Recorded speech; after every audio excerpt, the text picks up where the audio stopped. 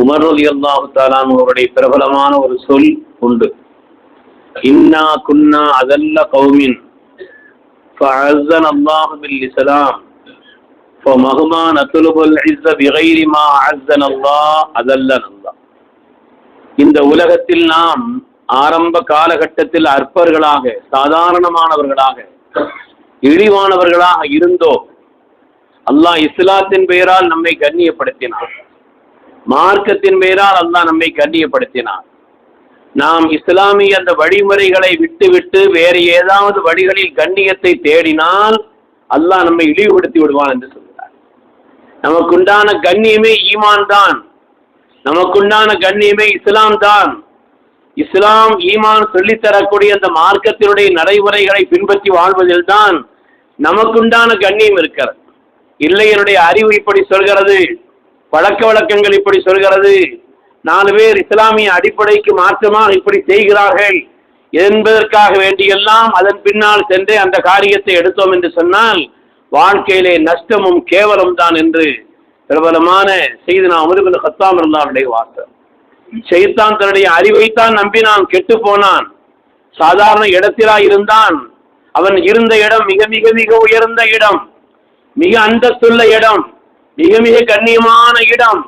ஆனால் அந்த இடத்தினுடைய மேன்மை அவனுக்கு ஒரு பெருமை ஏற்படுத்தி தந்துவிட்டது. கிடைத்ததெல்லாம் தன்னுடைய வலிமையால், சக்தியால் என்று நினைத்தான். அதனுடைய விளைவுதான் அல்லாஹ்வுடைய கட்டளைக்கு மாற்றமாக அறிவை பயன்படுத்தினான்.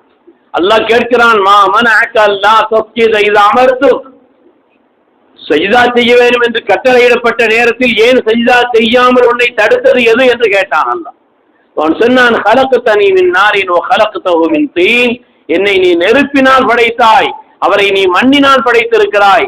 மண்ணினால் படைத்த மனிதனுக்கு நீ சிரசு செய்ய வேண்டும் என்று சொல்லும் பொழுது, அவருக்கு நான் மரியாதை செய்ய வேண்டும் என்று சொல்லும் பொழுது அது அறிவுக்கு ஏற்றமானதல்ல என்று அல்லாஹ்விடத்தில் வாதம் பேசினான். பெருமக்களே, இழிந்து போனான், காலமெல்லாம் நஷ்டப்பட்டான், கேவலப்பட்டான் என்று பார்க்கிறோம்.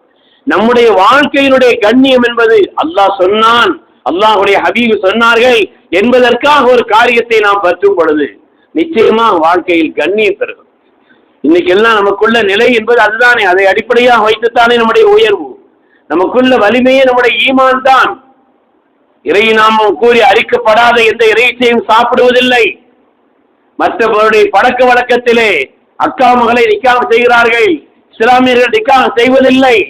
அதே போல் ஹராமான எதை கொண்டும் மருத்துவம் செய்யக்கூடாது என்று மார்க்கம் சொல்கிறது, நாம் அதை செய்வதில்லை. இப்படி மார்க்கத்தினுடைய அம்சங்களை கடைபிடிப்பதை கொண்டுதான் தனிப்பட்ட குடும்ப ரீதியான, சமூக ரீதியான, ஊர் ரீதியான எல்லா நிலையிலும் கண்ணியம். அதற்கு மாற்றமான நிலைப்பாடுகள், ஷரியத்திற்கு எதிரான செயல்பாடுகள், ஒரு மார்க்கத்திற்கு எதிரான இந்த நடைமுறைகள் தனிப்பட்ட வாழ்க்கையில் குடும்ப ரீதியாக, ஊர் ரீதியாக, சமூக ரீதியாக வரும் பொழுது எல்லா விதமான நஷ்டமும் கேவலம் வரும் என்பதிலே சந்தேகமில்லை. அல்லாஹ் பாதுகாக்க வேண்டும். உண்மையானவர்களே, சமீப காலத்திலே நம்ம ஊர்ல மாத்திரமல்ல, பொதுவாக இஸ்லாமிய உலகத்தில் இஸ்லாமியருடைய நடைமுறையிலே பெண்கள் ஹுலா கேட்பது என்பது கூடிக்கொண்டே இருக்கிறது. பொருத்தமான காரியம் எல்லாம் இல்லை. பழைய காலத்தில் எல்லாம் ஏதாவது மாப்பிள்ளை போனாங்க, ஏதாவது சின்ன சின்ன பிரச்சனை வந்துச்சுன்னா, ஏமா அப்படிலாம் இருக்கும், வாழ்க்கையை அனுசரிச்சு தான் போகணும் என்று சொல்லி தட்டி கொடுத்து அப்படித்தான் பெற்றோர்கள் அவர்களை அனுப்பி வைக்கக்கூடிய நடைமுறை இருந்தது. ஆனால் இந்த ஒரு சின்ன விஷயமானாலும் சரி, பொருத்தமில்லாத சின்ன காரணம் இருந்தாலும் சரி, அதற்கெல்லாம் நம்முடைய பெண்களிடத்தில் தலாக் என்பது எப்படி பெருகி இருக்கிறது, அது மாதிரி பெண்களிடத்திலே ஹுலா கேட்பது என்பது பெருகி போயிருக்கிறது என்று தமிழகத்தினுடைய காசிகள், அரசாங்கத்தினுடைய காசிகளாக அல்லது இந்த காரியத்தை தீர்ப்பு செய்யக்கூடிய நிலையில் உள்ள காசிகள் சொல்லி காட்டுகிறார். அருமையானவர்களே, பொதுவாக பிள்ளைகள் என்பது அல்லாஹ் நமக்கு தந்த சன்மானம். அவர்கள் விஷயத்தில் நாம் கவனத்தோடு நடந்து கொள்ள வேண்டியது என்பது நம்முடைய கடமை. குறிப்பாக பெண் மக்களுடைய பாதுகாப்பில் கவனம் செலுத்த வேண்டும் என்று அல்லாஹ் தஆலா குர்ஆன் ஷரீஃபிலே தனி ஆயாத்துகளை சொல்லி காண்பிக்கிறான். தனி விஷயங்களை மரியம் அலைஹிஸ்ஸலாம் துஆ செய்தார்களே, மரியம் அலைஹிஸ்ஸலாம் அவர்கள் துஆ செய்தார்கள். மரியம் அலைஹிஸ்ஸலாமுடைய தாய் ஹன்னா துஆ செய்கிறார்கள். அவங்களுடைய தாய் துஆ செய்கிறார்கள், அல்லாஹும்ம இன்னி உஈதுஹா பிக வ ذُرِّيَّتَهَا மினஷ் ஷைத்தானிர் ரஜீம். யா அல்லாஹ், உன்னிடத்தில் நான் பாதுகாப்பு தேடுகிறேன், என்னுடைய மக்களுக்கும் சந்ததிகளுக்கும் ஷைத்தானுடைய தீங்கிலிருந்து நீ பாதுகாப்பை தர வேண்டும் என்று துவா செய்தார்.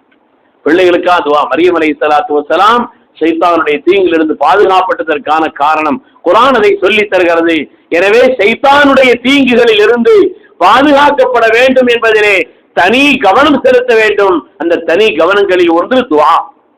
அது மாதிரி இதற்கு மரியம் அலைஹிஸ்ஸலாமுடைய வாழ்க்கையில் பார்க்கிறோம்.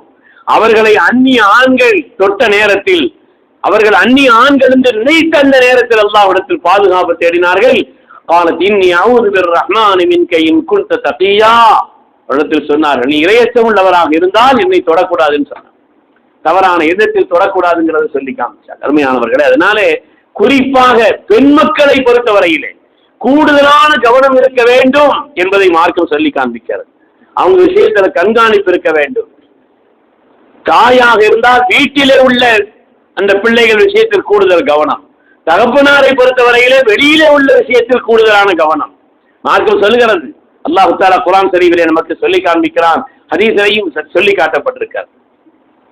எப்படி ஓநாய் கூட்டங்களில் இருந்து ஒரு மேய்ப்பாளர் ஆட்டை பாதுகாத்துக் கொள்வாரோ, ஓநாய் கூட்டங்களில் இருந்து ஆடுகளை ஒரு மேய்ப்பாளன் பாதுகாத்துக் கொள்வாரோ, அதை ஓன் எந்த விதமான நிலைகளிலும் தவறு நடந்து விடாமல் நாம் பாதுகாக்க வேண்டியது என்பது நம்முடைய பொறுப்பு என்பதை மார்க்கம் நமக்கு சொல்லி காண்பிக்கிறது.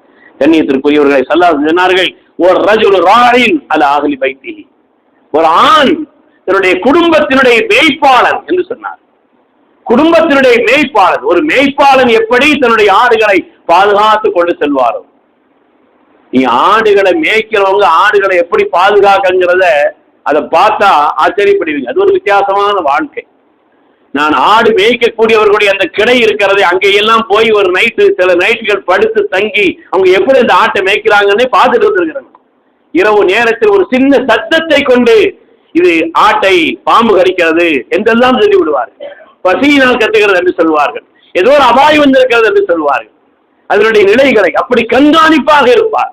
அது மாதிரி ஸல்லல்லாஹு அலைஹி வஸல்லம் சொன்னார்கள், ஒரு குடும்பத்தினுடைய ஆண் என்பவன் தன்னுடைய குடும்பத்தினுடைய எல்லோருக்கும் அவன் மேய்ப்பாளன், பொறுப்பாளன் என்று சொன்னார். அதிலேயும் குறிப்பாக பெண்களை பொறுத்தவரையிலே ஒல் மர்அத்து ராஹியத்துன் அலா பைத்தி ஜௌஜிஹா வ வலதிஹி, பெண்ணை பொறுத்தவரையிலே தன்னுடைய கணவர் தன்னுடைய பிள்ளைகளுக்கு அவள் மேய்ப்பாளராக இருக்கிறார், அவள் கண்காணிப்பு கொண்டவளாக இருக்க வேண்டும் என்று ஹஜ்ரத் ரசூலுல்லாஹி ஸல்லல்லாஹு அலைஹி வஸல்லம் அவர்கள் சொல்லி தருவார். அருமையானவர்களே, எனவே பெண்கள் விஷயத்தில் வெளியிலே ஆண்களும் வீட்டுக்குள்ளே பெண்களும் குறிப்பாக கவனமாக இருக்க வேண்டும் என்று மார்க்கம் சொல்கிறார். வெளியில போகும்பொழுது இப்படிப்பட்ட துஆக்களை ஓதிக்கொண்டு, இப்படிப்பட்ட துஆக்களை மார்க்கம் சொல்லித்தரக்கூடிய துஆக்களை செய்து கொண்டு வெளியிலே செல்ல வேண்டும் என்பதையும் மார்க்கம் இன்று நமக்கு உணர்த்தி காண்பிக்கிறது. அருமையான பெருமக்களே, பெண்கள் கூடுதல் கவனம். ஆயிஷா நாயகி இடத்துல அவங்களுடைய பணிப்பெண் ஒரு பெண்மணி வந்து சொன்னாங்களாம், நான் தவாஃப் செய்யற நேரத்துல 7 சுத்துல 3 சுத்து ஹஜ்ருல் அஸ்வத் ஊத்திட்டேன்னு சொன்னாங்களாம். தவாஃப் செய்யற நேரத்துல 7 சுத்து சுத்தினேன், அதுல 3 சுத்து ஹஜ்ருல் அஸ்வதை முத்தமிட்டு விட்டேன்னு சொன்னாங்க. ஆயிஷா நாயகி ரலியல்லாஹு தஆலா சொன்னாங்கன்னா கூட்டமா இருந்தாங்களாம். ஆமா, நல்ல கூட்டம் சொன்னாங்க. அல்லாஹ் உனக்குண்டான நற்கூலியை தராமல் ஆக்கட்டும் நாங்க. அல்லாஹ் உனக்குண்டான நற்கூலியை, அதற்குண்டான கூலியை தராமல் ஆக்கட்டும். ஏன்னு சொன்னா அங்கே அவ்வளவு நெருக்கடியான நேரத்தில் ஆண்களும் மற்றவர்களும் இணைந்திருக்கக்கூடிய நெருக்கடியான இடத்திலே ஓய் அப்படி முத்த வேண்டும் என்று மார்க்கம் சொல்லித் தரவில்லை. நீ தள்ளி இருந்து அதை முன்னோக்கி அல்லாஹு அக்பர் என்று சொன்னாலே ஹஜ்ருல் அஸ்வதை ஒத்திய ஒரு நன்மை கிடைக்கிறது என்று அல்லாஹ்வுடைய ரசூல் சொல்லி தந்திருக்கிறார்களே. எனவே இப்படிப்பட்ட நெருக்கடியிலே போய் உள்ளே நீ அங்கே நுழைந்து போய் அந்த காரியத்தை செய்வதற்குண்டான நற்கூலி அல்லாஹ் உனக்கு தராமல் இருக்கட்டும் சொன்னார். பெண்கள் விஷயத்தில் கூடுதலான கவனம் வேண்டும் என்பதை மார்க்கம் நமக்கு சொல்லி காண்பிக்கிறது. பெருமக்களே, இந்த உலகத்திலே பெண்களுக்குண்டான கடமைகளை மாத்திரமல்ல, உரிமைகளை மார்க்கம் சொன்னது. உலகத்துல எல்லாரும் பெண்கள் என்ன செய்யணும், பெண்கள் என்ன செய்யணும், பெண்களுக்கு அந்த கடமை இருக்குது, இந்த கடமை இருக்குது என்றுதான் சொல்கிறார்கள். மார்க்கத்தை பொறுத்தவரையில் அவர்களுக்கு உண்டான உரிமையை சொல்கிறது. ஆண்களுக்கு எப்படி சில காரியங்களில் உரிமை இருக்கிறதோ பெண்களுக்கு உரிமை இருக்கு.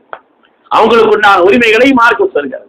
அவர்களுக்கு உண்டான இழிநிலைகளில் உள்ளவரை பாதுகாத்தது.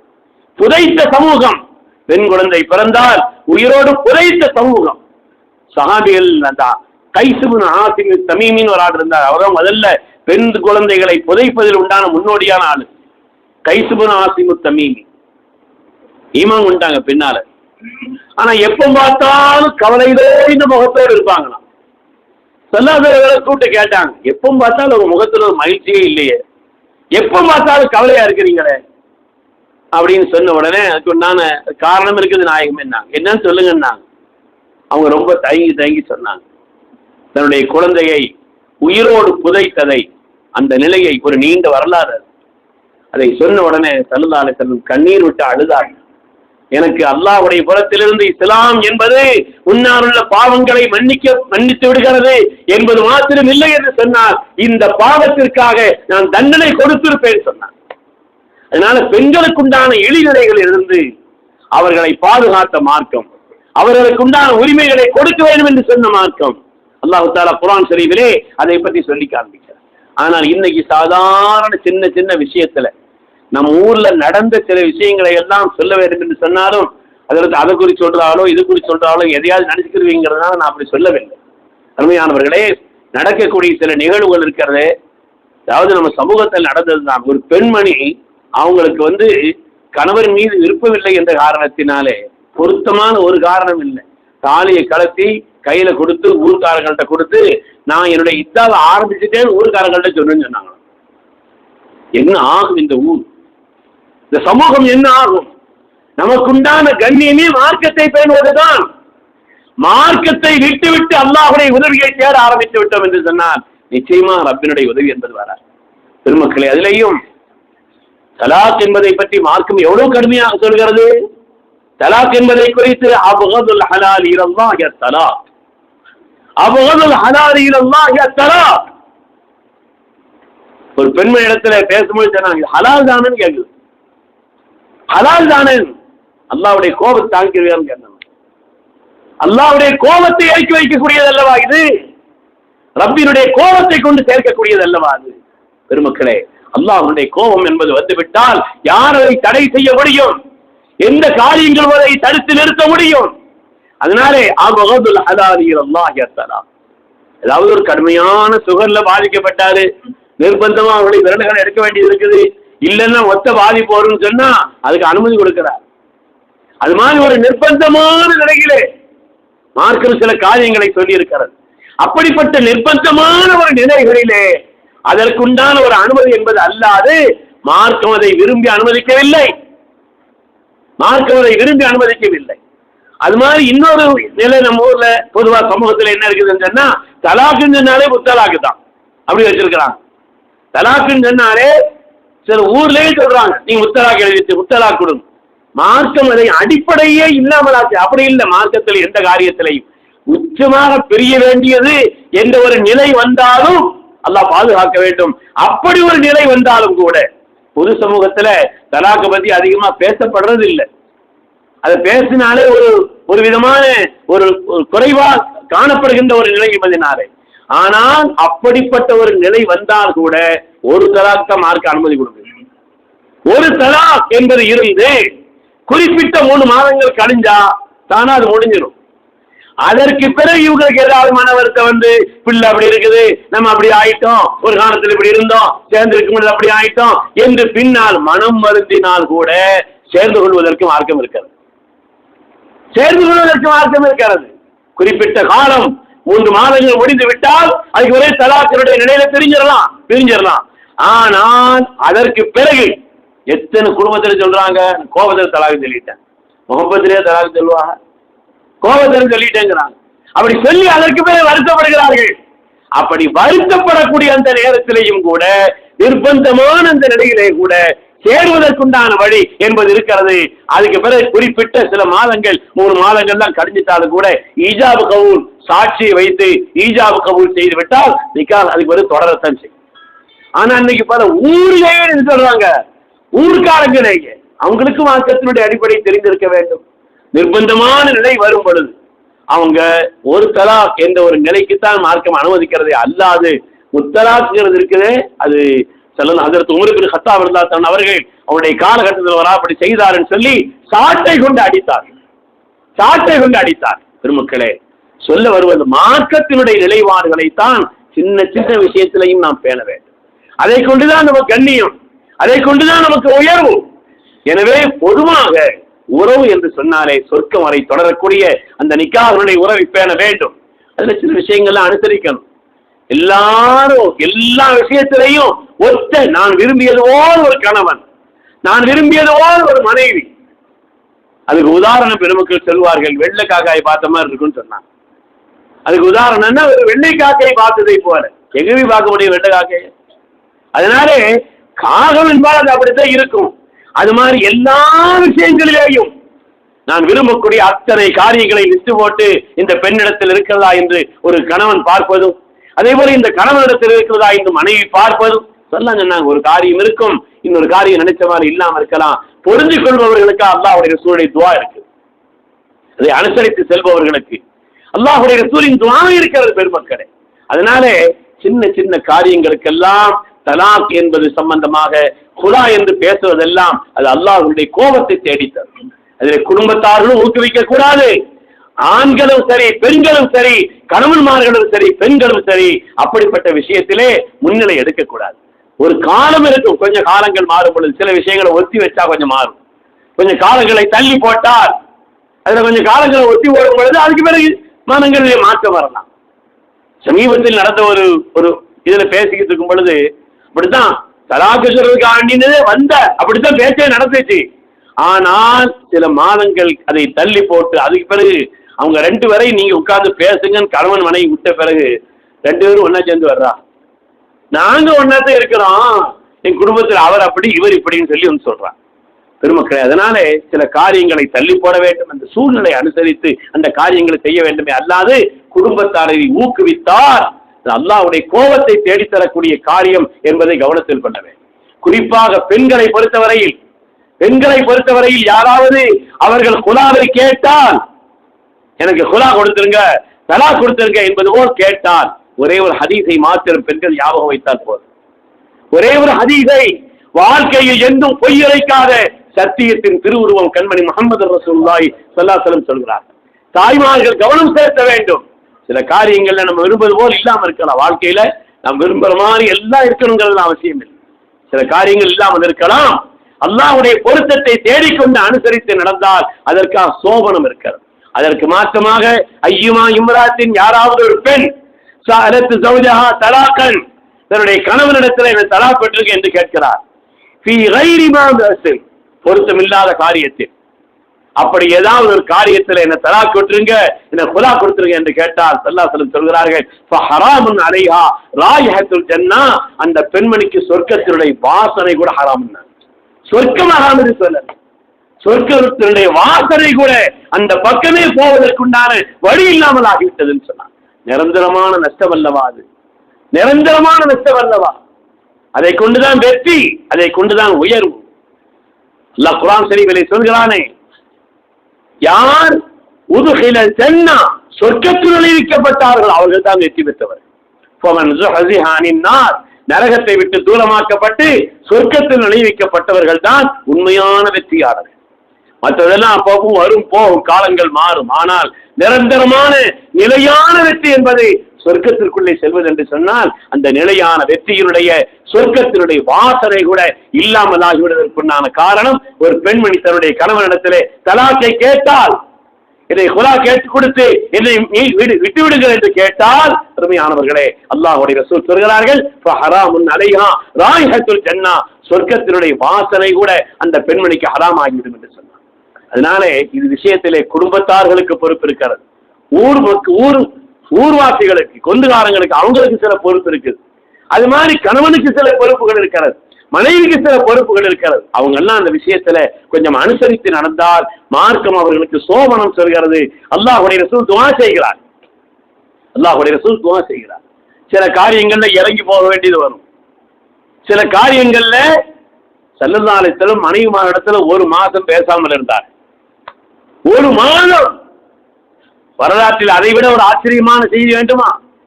1 மாதம் பேசாம இருந்துட்டாங்க. ஒரு சின்ன காரியத்துக்காக பேசாம சொன்னாங்க. அவங்க எங்களுக்கு உண்டான பொருளாதாரத்தை கூட்டி தரணும், நிறைய பணம் தரணும்னு கேட்டாங்க. நம்ம ஸல்லல்லாஹு நிலை எங்களுக்கு இவ்வளவுதான் கொடுக்க முடியும்னு சொல்லிட்டான். அதனால 1 மாதம் பேசல. அதுக்கு மேல ஸல்லல்லாஹு பேச வந்த உடனே பாருங்க, ஆயிஷா நாய் கேட்டாங்களா, 1 மாதம் சொன்னீங்கட 29 நாள்லயே வந்துட்டீங்களா என்னன்னு கேட்டாங்க. பேசலன்னு கவலை, துடிப்பு, பதட்டம், அதை பற்றி முன்னாடி எல்லாம் உள்ளுக்குள்ள இருக்குது. ஆனா வந்த ஒண்ணு முதல்ல கேள்வி என்னன்னா, 1 மாசம் வேக மாட்டேன்னு சொன்னீங்களே 29 நாள். ஆயிஷா, மாதம் என்பது இப்படி இப்படி இப்படி என்று கை வச்சு காமிச்சான். இப்படி இப்படி இப்படி. பெரும்பாலான மாதங்கள் 29 தான். அதனால நான் வந்து சொன்னதுக்கு மாத்திரம் அப்படி ஒன்றும் செய்யலன்னாங்க. பெருமக்களே, அல்லாஹ்வுடைய ரசூல் சில காரியங்கள்ல அவர்கள் இறங்கி போயிருக்கிறார்கள், மார்க்கம் சொல்லி தருகிறது அல்லவா. அதனால நான் வந்து அப்படி நம்ம இப்படிங்கிற மாதிரி ஒரு நினைக்க கூடாது. குணங்களில் விட்டு கொடுத்தால்தான் மார்க்கத்தினுடைய உயர்வு என்பதிலே எந்த விதமான சந்தேகம் இல்லை. அதனால் நம்ம ஊர்ல அப்படி இப்படி ஏதாவது காரியங்கள், இந்த தலாக் என்றோ குலா என்றோ அந்த பேச்சுக்கள் வரும்பொழுது அதை சீர்படுத்துவதற்கு, சரிபடுத்துவதற்கு உண்டான ஒரு நிலைப்பாடுகளில் எந்தெந்த தரப்பினர் ஈடுபடுகிறார்களோ அவங்க அந்த காரியத்தில் ஈடுபட்டு அதை சீராக்குவது என்பது அவசியம் இல்லை என்று சொன்னால் அல்லாஹ்வுடைய கோபத்திற்குள்ளானதாக அது ஆகிவிடும் என்பதில் சந்தேகமே இல்லை. அல்லாஹ் தஆலா மார்க்கத்தின் எல்லா காரியங்களையும் மார்க்கம் சொல்லி தந்த அடிப்படையிலே மஹப்பத்தோடு பின்பற்றி நடந்து அதன் வழியாக கண்ணியத்தையும் வெற்றியையும் பெற்ற சாலிஹீன்களில் அல்லாஹ் நம் எல்லோரையும் கபூல் செய்தருள்வானாக. ஆமீன் ஆமீன் யா ரப்பல் ஆலமீன். வ ஆகிரு தஅவானா அல்ஹம்துலில்லாஹி ரப்பில் ஆலமீன். அஸ்ஸலாமு அலைக்கும்.